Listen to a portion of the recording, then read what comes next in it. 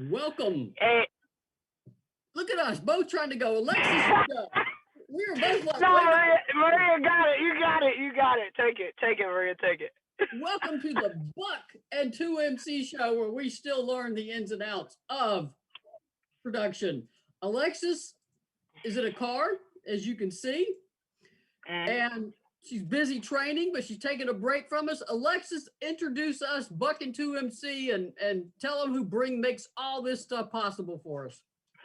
Well, first off, we know that Bobby at Volunteer Roadshow allows us to have this great platform. Big shout out to Terry Holder at Orange Mountain Designs. Also, Blue Water Climate Control. Guys, remember, support them. Order online. Everybody needs heating, air. And if you're a true Lady Vol fan, you need Lady Vol gear. So make sure you go to orangemountaindesigns.com, Blue Water Climate Control. Visit them online so that we can keep bringing you this beautiful show representing and talking on the Lady Vols. Speaking of which, Maria, let's talk a little bit about Tuesday's game, or sorry, Sunday's game. Triple double. Tamari Key. Key. There are four Lady Vols are on the list, and it's not the big names that you might think. I think only one All-American's on the list, and Sheila Collins. That's in the whole history of this very storied program. Tamari Key is now one of them. 23 points, 10 rebounds, 10 blocks. The first to do it against an SEC opponent. Alexis, how special is that? Why is it so hard to get a triple double? Okay, let's answer the first question. How special is that? That is huge. I myself tried and failed. One one assist short. And in fact, at Florida, oh my God, Big Nick missed the layup. Anyway, but no, seriously, it is that's truly special, and I'm proud of her for really stepping into her own and owning the court, on both ends and being able to produce. So to answer that, it really is truly special. What was the next question, Maria? Why is it so hard to do? I mean, the four who have done it: Jordan Reynolds, 14 rebounds, 11 points, 10 assists, 2016. Shakina Strickland, 17 points, 13 rebounds, 12 assists, Oklahoma, 2010. Sheila Collins, 18 points, 10 rebounds, 10 steals. She's after your own heart there. Florida State, 1985. Why is it so hard to get a triple double? I mean, think about what you're trying to accomplish in a major conference in the SEC. You are trying to hit double digits in three different categories. Typically, points are always going to be up there. Uh, the steals, wow. Let's start there. That's tough. Typically, it's for the bigs, maybe rebounding and blocks. If it's guards, assists and maybe rebounds. But it's so tough because you're playing alongside other All American players. All SEC players, NCAA first team players, and everybody is playing together, and it's like a well-oiled machine. So you're not really thinking, I got to go out here and get 10 blocks, and I have to do this. You're going out to play well, execute game plans, and to try to get the win. And so that's what makes it tough. You're not just playing against these little cookie cutter teams, and your teammates aren't people who you're not going to be passing the ball to or taking big shots or finishing big plays. So that, in my opinion, that's why it's a little tough to do it at the University of Tennessee or anywhere where you are constantly competing in a tough conference. Tamari now has 123 career blocks. She's just a Wow. sophomore. She's got several more games left to play. The record, if everybody's wondering, 275 by Candace Parker. That's Yeah, a lot of blocks. But I mean, Tamari's worth watching the next 2 years and to finish out this season. I mean, she has the potential to be the number one shot blocker in Tennessee history. Now, she'd have to keep going on a tear. She's a weapon on defense, Alexis, and you've been saying you wanted her to get mean and get nasty, and she got after it Sunday. What do you have to say to Tamari about how she did Sunday? And as a player, how do you bounce back from that? Now everybody's watching you. Now, as Doc Rivers says, pressure is a privilege. So she's exactly where she wants to be and needs to be in order to close out the rest of this season strong, and also obviously in the next 2 years closing out her college career strong. I'm super proud of her stepping up, owning the boards, making it difficult for people to get their shots off, but also finishing plays. I've been big on we have to have our post players finishing those plays, those little chippy layups, just the opportunities. And they're not all just wide open, easy shots, but, we got to be able to finish a shoulder to chest, some with contact, with or without the foul. And I think that only thing that she seemed to be focused on, in my opinion, was the win, but playing hard. It was almost as if she was trying to be a leader by example in that game. And before we show some clips from this last game, everybody enjoys the clips, and it'll run about 5 minutes. You kind of get to relive the game. SEC Players of the Week came out today. Tamari was co-player of the week. Also went to Chelsea Dungy of Arkansas with 37 points against UConn. Okay. Oh. She can shoot, she can score, but we've had some monster offensive games this SEC season. A triple-double and you get co-player of the SEC. I don't know about that one. What do you think? What's Florida ranked? They're not ranked. All right, so there you go. That's what it is right there. An SEC player, came out, balled out against UConn, who is what? Are they 3 or 2? I think they're sitting at 3 now. I think Stanford and South Carolina are above them. Okay, yeah, and that's kind of the politics of it, right? Because a triple double, like you say, is hard to touch. That means that you were excelling in multiple areas on the court all night long, not just one. And to me, that deserves to get the player of the week. But due to politics, I see why they put it there. But at the end of the day, triple double. Drops Mike. That's it. Yeah, you can't take that away from her. Bobby, let's let Alexis is training future college players. So let's show some clips courtesy of UT Athletics and show everybody how you play at this level. Here, the clips are going to run for about 5 minutes, so everybody enjoy it. Cassie dribbles out, hands it back off to Horsten, coming to the right. Passes right side the circle to Davis, inside to Key, and Key puts it off the glass, good. Trail chases down the rebound on the baseline, dribbles across the free throw line, puts up the running hook, no good. Key is there, and she has 4.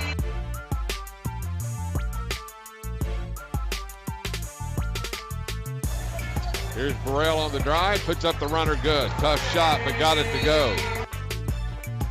Burrell against Briggs, has her drive shut off, goes to Walker on the left wing. Walker into the paint, stops, puts it up good.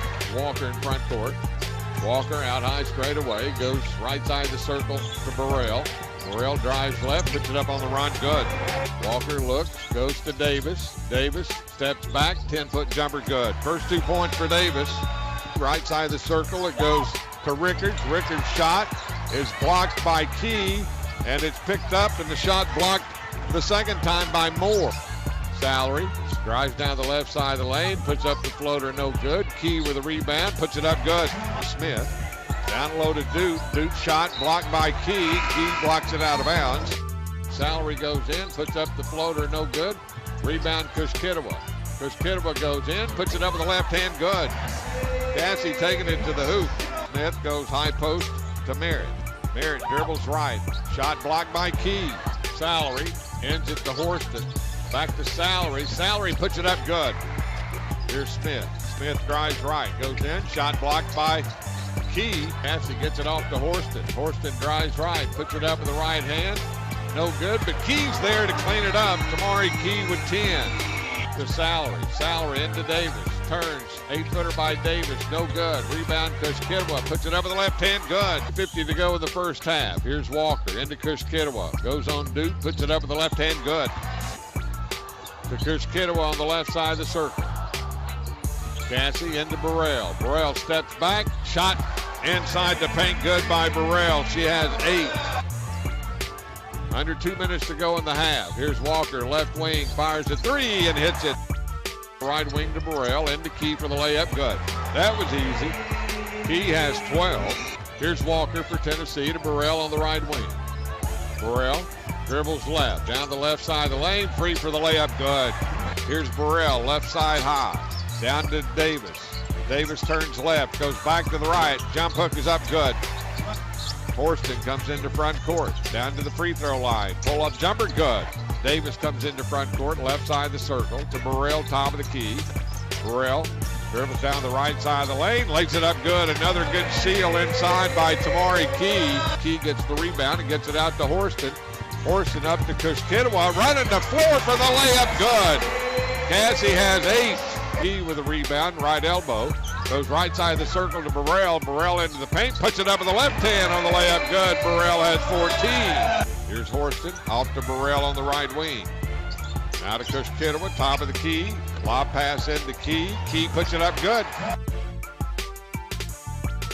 Here's Walker with a 3. Walker hits her second 3 of the game. Kushkitwa, right elbow. Back to Walker. Walker inside to Davis. Free left side, good. Horsten free throw line, puts up the floater. That's no good.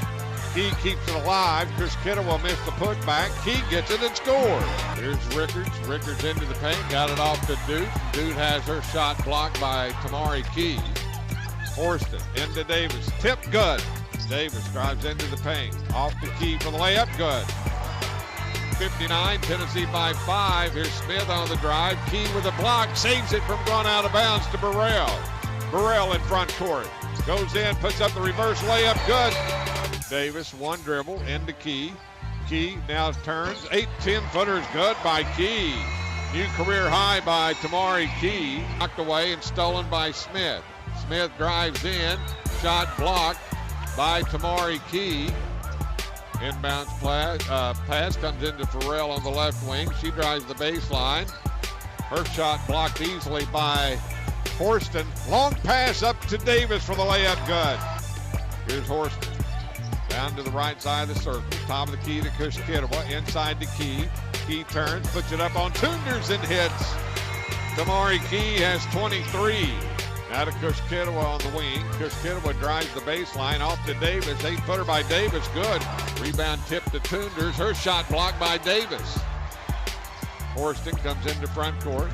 Drives down the lane, left. Goes to Kushkitwa. 12-footer. That's no good.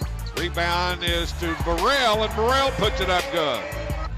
Here's Briggs down the left side of the lane, flips it back to Smith. Smith into the paint. Her shot's blocked by guess who? Tamari Key.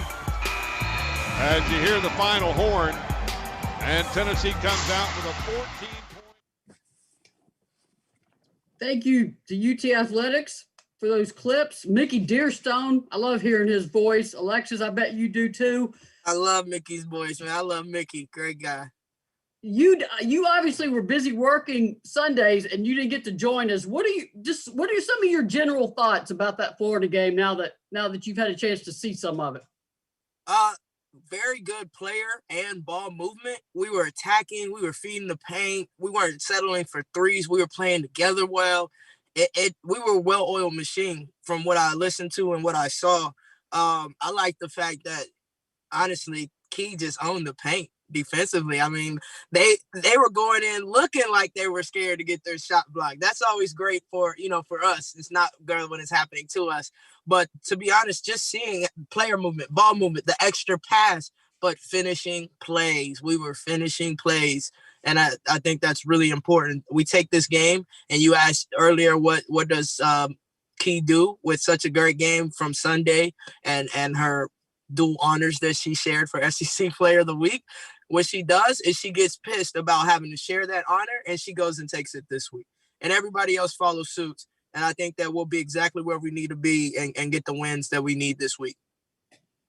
My dogs could not be behaving more poorly than they are tonight. And I have fed them and let them out. But Bobby, why don't you thank all our sponsors, and maybe we ought to take some questions before we go to the second part of our conversation this evening. Yeah, let's thank Orange Mountain Designs. They've got a special February box of the month. Spread the Lady Vol love for $26.95. Check them out at orangemountaindesigns.com. Terry Holder is a big, huge supporter of Lady Vols, and when you support them, you indirectly support the Volunteer Roadshow, which allows us to keep putting this show on. And it's also brought to you by Blue Water Climate Control. Blue Water Climate Control's free furnace deal is back in the month of February. They're giving away 20 furnaces with complete system installs. It's first come, first serve. How much will you save? That's the best part. Normally they capped the savings at 1,000, but this time there is no cap. So if you have been wanting that high efficiency system with all the bells and whistles, now's the time. Just call 865-299-2290 or go to bluewaterclimatecontrol.com and book online. They'll come out and give you a quote on your new American Standard heating system. You can't beat both of those deals from Orange Mountain Designs and Blue Water Climate Control with a wooden stick, and also Tennessee Tap House, where Maria and I are going to go out and have a beer someday whenever they bring this world back to normal, if they ever do. That's going to be epic. And like I said, I'm getting a cab. I will not be driving home after that. So I will be a very safe and responsible drinker without getting behind the wheel of a car. I like it. So, Bobby, I know we probably got some people tuning in. What kind of questions are they tossing our way tonight? Yeah, we've got a lot of great comments. Facebook is just blowing up over here. I'm going to go through and just give some shout outs and read out some of the questions, but all the regulars are in here. Joan Guggenheim, Donna Harrison, everybody, Deb Bradley, Gustavo is in here. Tommy Grimmett said he loves all our shows. Jessica Gwynn, it's always in here, said she messed around and got a triple double. Sorry, I cannot help but reference Ice Cube after her triple double. It was a good day. Nice comment. Let's see. I'm gonna go through here.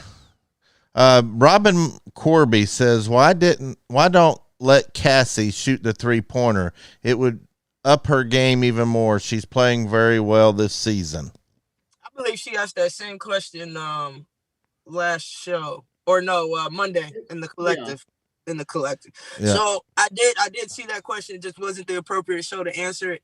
So right now, as much as I'm an advocate of players expanding their game and working on skills and, being able to stretch the defense, right now for Tennessee, you don't want to take away from the focus that's already at hand. Her finishing her plays inside under the paint, her making her free throws, and going to try to add a 3-point shot to her at this point in time in the season is bad timing. Now, after the season, get your butt in the gym. Let's work on extending that range to extend the defense. And also, it helps everybody when, you have 4 or 5 players on the court that can shoot, further than 15 feet out. It definitely helps to stretch the D. What do you think about that, Maria?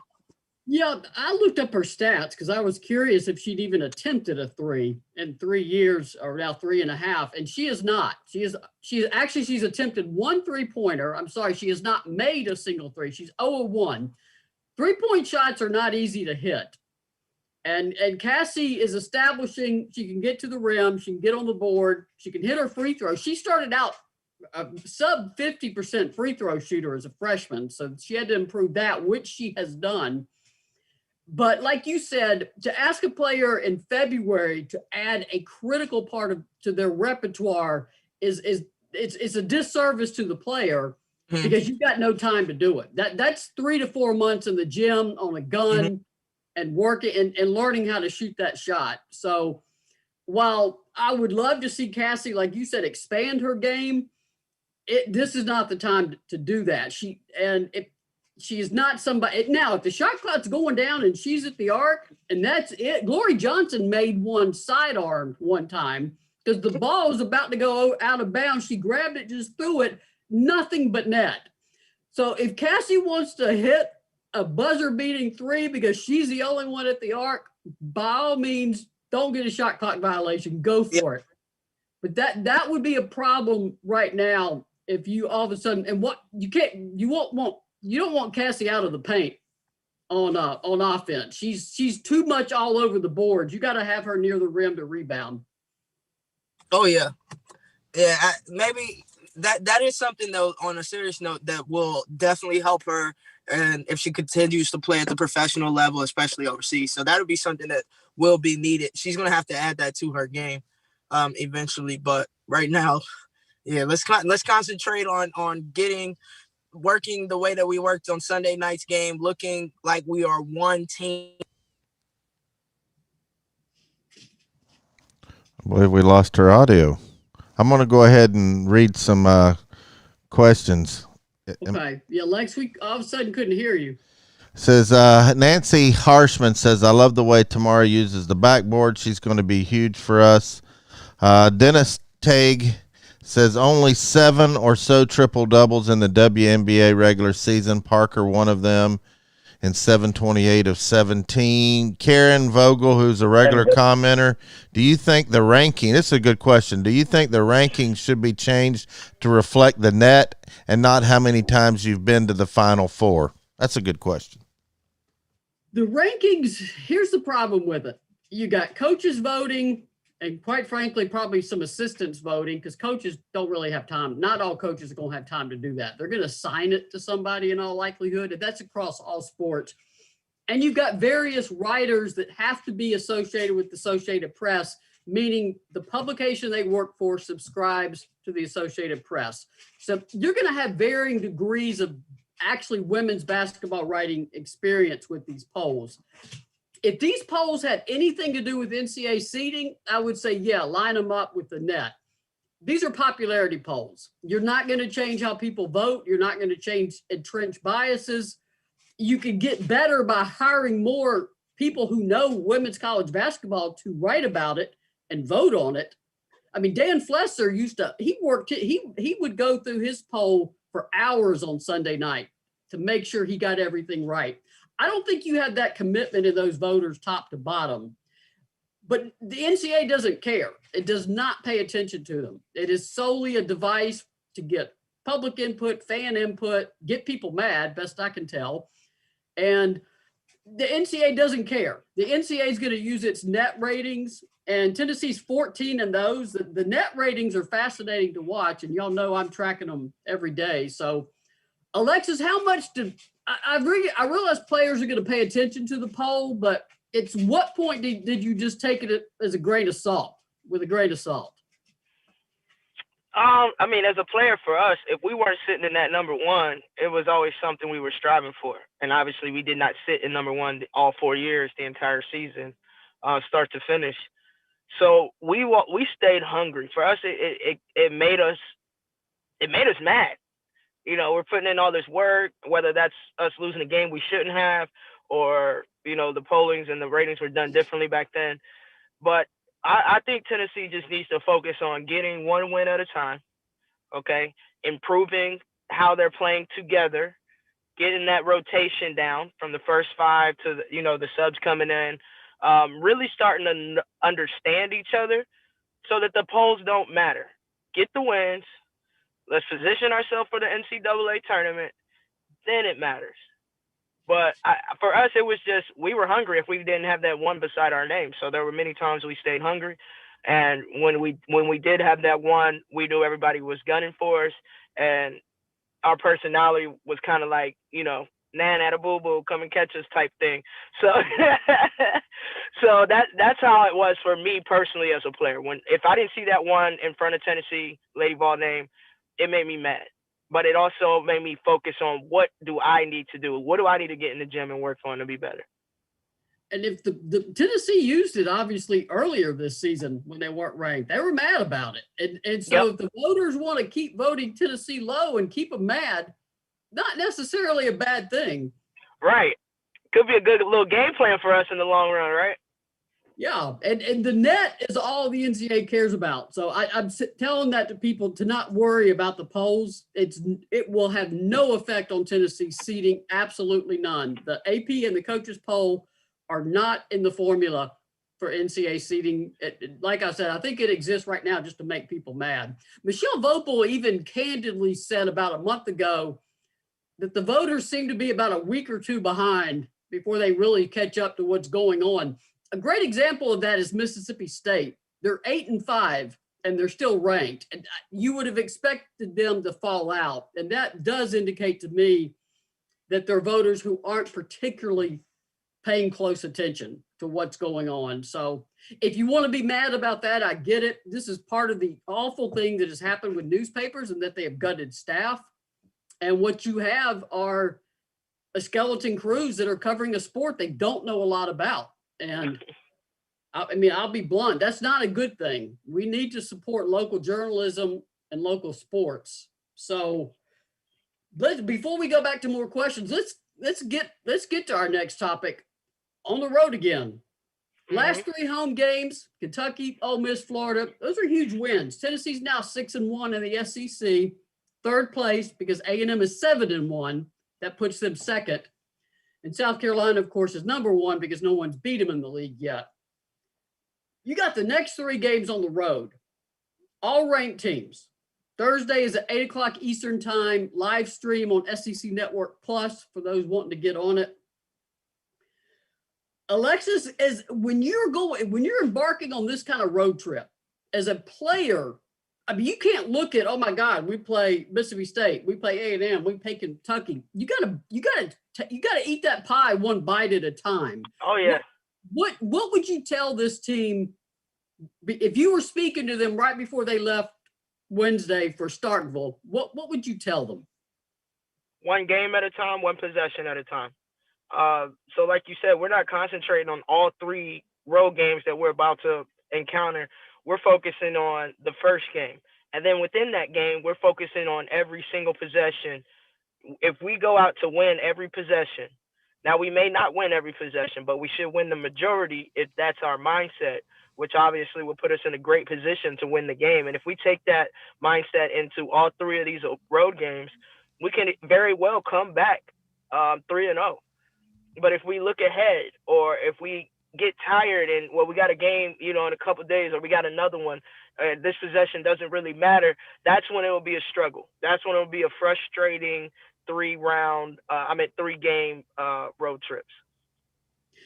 Now, obviously, I'm calling it the Lady Vol reunion tour. Here we go again. Kentucky, LSU, Nikki Fargas, Caldwell, as we'll always call her, and Kelly Jolly Harper on the sideline. Then it was Kyra Elsie and Kelly. Now it's Kelly and Nikki McCray, who's now Nikki McCray Pinson. She turned around ODU's program. I mean, they were not doing it well at all. Turned them around. She got hired at Mississippi State when Vic Schaefer went to Texas last spring. She was on Dawn Staley's staff for years and years. Obviously a former Lady Vol, former Olympian. And I sent y'all some pictures earlier. There's something about the way these former Lady Vols walk as head coaches. And I was struck when I found these pictures. Bobby's going to show them to you. One is UT Athletics. Kelly's getting off the plane. I mean, head held high, looking up. The other one is Keith Lucas photography. It appeared in the Clarion Ledger newspaper in Mississippi. And what struck me about both of them is that their heads are up. Confidence, swagger. I mean, they just have that Lady Vol walk. Alexis, what is it about that Lady Vol swagger? I mean, that comes from within, doesn't it? It does. But Coach Summit always told us, when you walk in the room, shoulders back, head held high, make eye contact, firm handshakes, speak clear, enunciation. Carry yourself well, but also carry yourself like you are supposed to be in that room. Even if you're not saying a word, carry yourself like a leader. And I think that obviously it's very contagious throughout the whole 161 that Coach Summit coached. And then they're going to need that swagger in Starkville, then College Station, and then Lexington. That's what they're looking at next. That's also a lot of missed class. One thing about being at the pandemic, in a pandemic, is that you're isolated. They are so isolated at Tennessee. They can't go anywhere. For class to the gym. So at least a road trip means a chance to take a trip. Now, I realize we're going to Starkville, Mississippi. That is not any destination location. But Alexis, do you think maybe just a change of scenery, a road trip, sometimes that can help a team when you're just stuck in a pandemic at home? Absolutely. Just getting out, seeing, like you said, a different environment, different setup, different noise, different lighting, just different everything. This pandemic has caused us to get comfortable, seeing or having the same scenery or the same routine, or limited access to the same people. So to be able to get out and do it as a team, I hope that they take this time to have fun on the trip and then take care of business when they get there, and then have fun on the trip back. And then Bobby's got another clip coming up. As far as road trips versus home games, here's a clip from Kelly. And Bobby's going to start it so you can hear the question and then run through Kelly's answer. You touched on it some, but how important was it to close out this 4-game home stretch with a win, now leading into road games against Mississippi State and Texas A&M? And then Kentucky. So we're on a three-game road swing now, and absolutely, I thought this was a big game for us to get in the win column. We can take a breath now and maybe get fired up again to take on these road games. It's not easy, but we don't talk a lot about defending our home court. We don't talk about that because I feel like we should go win road games. So I think our team has traveled well this year. I think we've done a good job when we've been on the road, and I'll expect no different this upcoming week. A little more context for that. I've always said hold court at home, steal wins on the road. And Kelly's approach is don't overemphasize winning at home and overlook the importance of road wins. That's why I write for a living and Kelly coaches for a living. That's the big gap between a writer and a coach. They know things. So, Alexis, is there a look? I bet as a player you understand exactly what Kelly's saying. And is there a little more extra satisfaction sometime in winning on the road? Yeah, obviously your number one concern is protect your home court, win your home games, but still the road games. It's a pride thing. Everybody is protecting their home court, right? So if we can come in there as a team and disrupt that and get our win, especially if we can embarrass teams on their home court, oh my gosh, that's like a kid in a candy store right there for me. I mean, those are part of the reasons you compete, especially at a high level. It's to go test your skills now it's not a hostile environment because there's not enough people watching the game live. But typically, you're going into a hostile environment where they don't want to see you win. And so to come out and get the dub when everybody is against you because it's their home court, such satisfaction right there. And Tennessee has lost the last 4 games against Mississippi State. So I'm sure that is a streak the Lady Vols would like to end. Before we go to our last segment, but just a quick clip about Kelly Harper presser today, so we can bring y'all current news. We'll do that today too. We'll show you that today, from today tonight. Never, just ignore me for a minute. What the hell? And we also have a couple quick announcements at the end of this show, if y'all can stick around for those. But Bobby, you probably better thank our sponsors again while I figure out how to speak English and see if we got any more questions. Yeah, we got a lot of good comments going on over there. Orange Mountain Designs has a special going on right now. It's the February box of the month. Spread the love for Lady Vols. It's $26.95. You can get yours at orangemountaindesigns.com. And please tell them. Please tell Terry you saw it on Volunteer Roadshow. That helps us help the Lady Vols. If you really like this show, be sure to tell all our sponsors when you do business with them that you heard about it from Alexis and Maria or whatever show we do. We do all kinds of shows. We've got former football players doing shows on here. We've got a pretty good platform going, but I really love our Lady Vols coverage that Lex and Maria do for us. And Blue Water Climate Control. You can book your service online 7 days a week. 80% of all Blue Water Climate Control customers book online. That's the way of the future.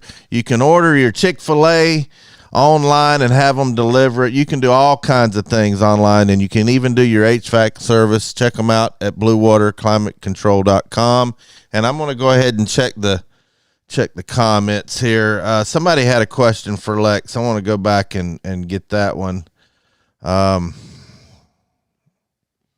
Okay, it was Jessica Gwynn says, Alex, are you seeing the dog coming out in anyone now? Well, Be I honest. can say honestly, yes. Yeah, no, I can say yes. Now, is it all out? Is it full blown? No.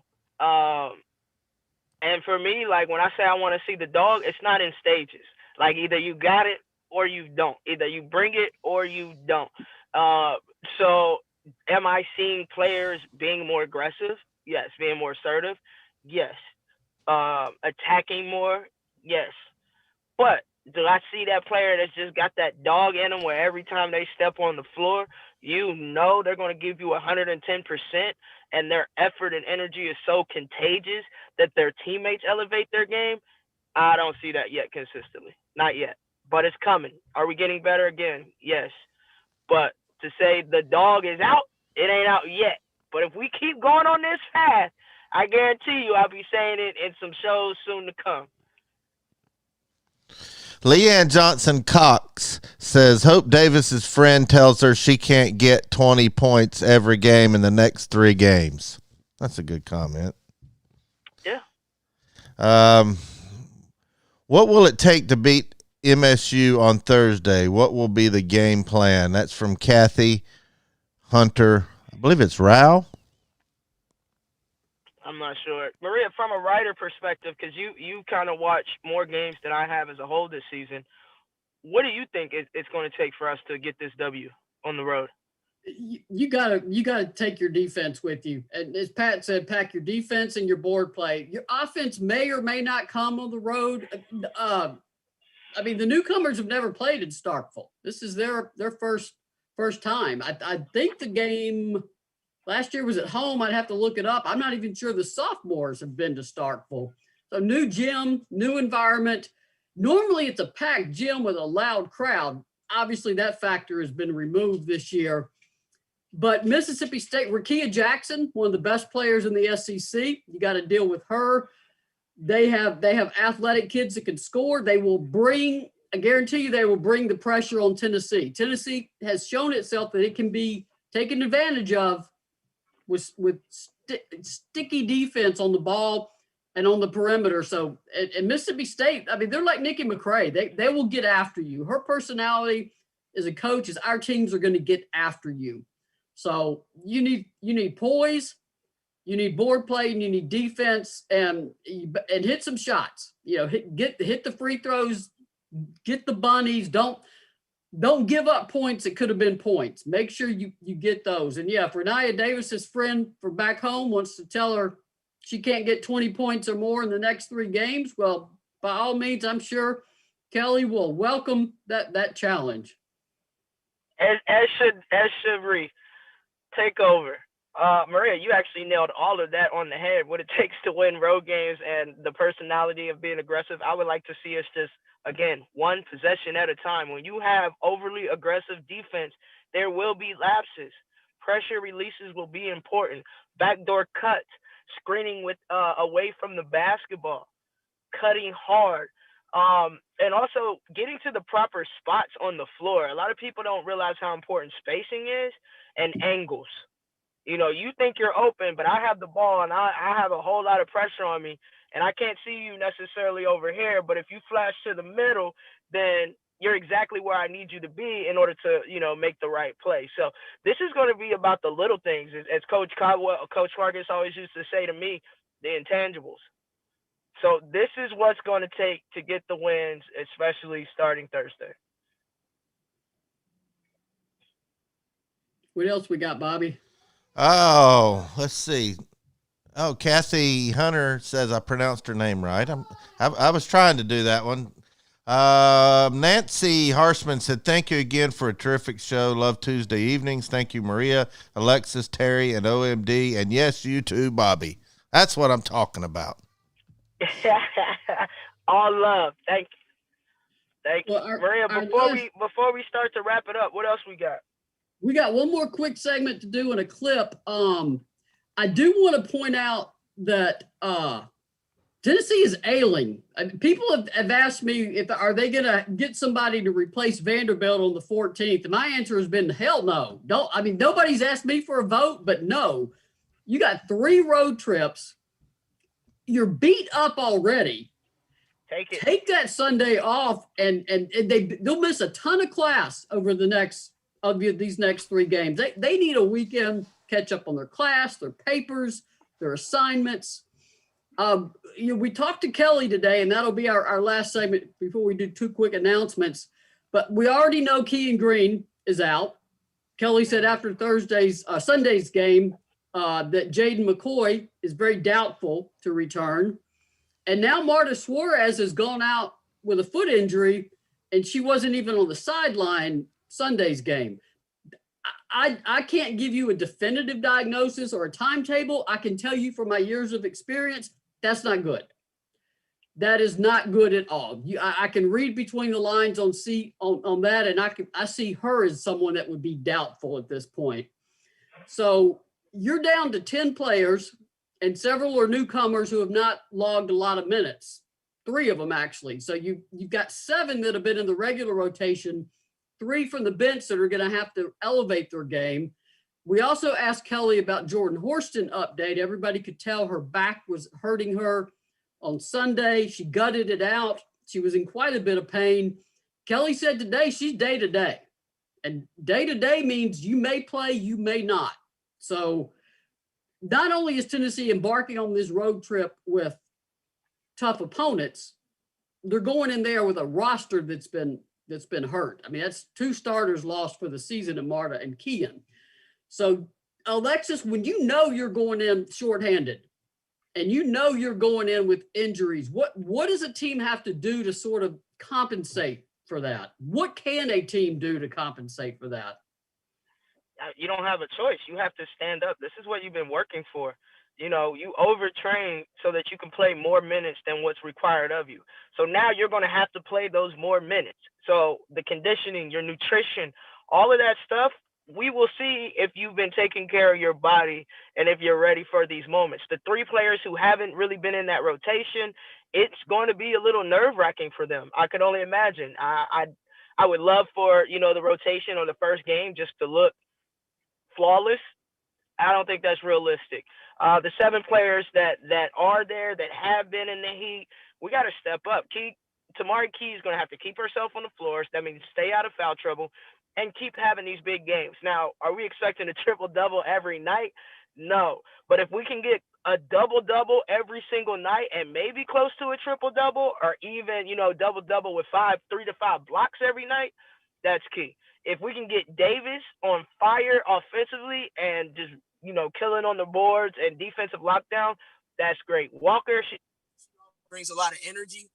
Y'all see, like, when I got to turn my car back on.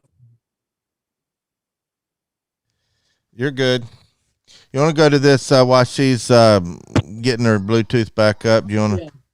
No, we don't hear you yet. Yeah, let's go. Yeah. Let's go to the press. You want to do that now? Yeah, we talked to Kelly today, and here's a clip of her talking about Nikki McCray.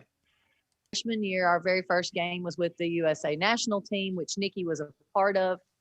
All I remember is Nikki guarded me. I held the ball. She took it from me, went and got a layup. So that was welcome to college basketball at an elite level, Kelly Jolly. So that's, I tell you, I always had, Nikki was one of those players that I loved to watch. She played so hard, great effort. I know she was known for her defense, but I remember as a young player, young high school kid thinking, gosh, how much better that player had gotten. I thought she improved during her tenure here. And I have a lot of respect for not only her when she was a Lady Vol, but who she is as a person.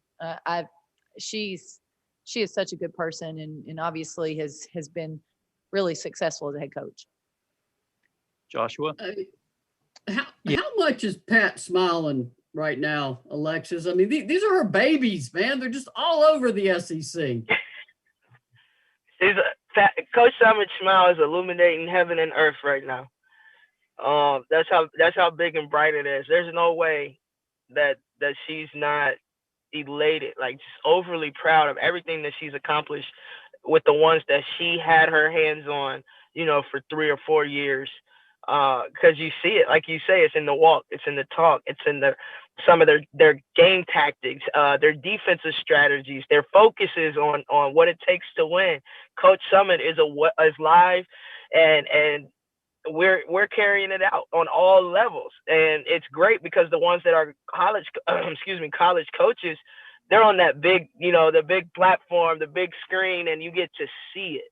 You can turn on multiple different channels, multiple different games, watch different teams, and you're going to see a little bit of Coach Summit. That's what I love, and there's no way she isn't what I like to call the Kool-Aid smile from ear to ear right now, watching her young ladies evolve into successful, powerful, influential women. And that's part of the reason we're here. We're all keeping Pat Summit's legacy alive. People like Alexis, who her former player. I mean, Pat just oozes through your blood at this point. You are a Pat Summit player. And obviously we do this to keep her program, the Lady Vols, in the limelight, to give it the coverage it deserves. We do have a quick announcement about this show. It will continue, of course. Don't worry about that. We are going to shift this show, I said that correctly, to Wednesday nights at 7:00 because Lex trains future Lady Vols and future college players on Tuesday and Thursday. And as you can see, she's sitting in her car.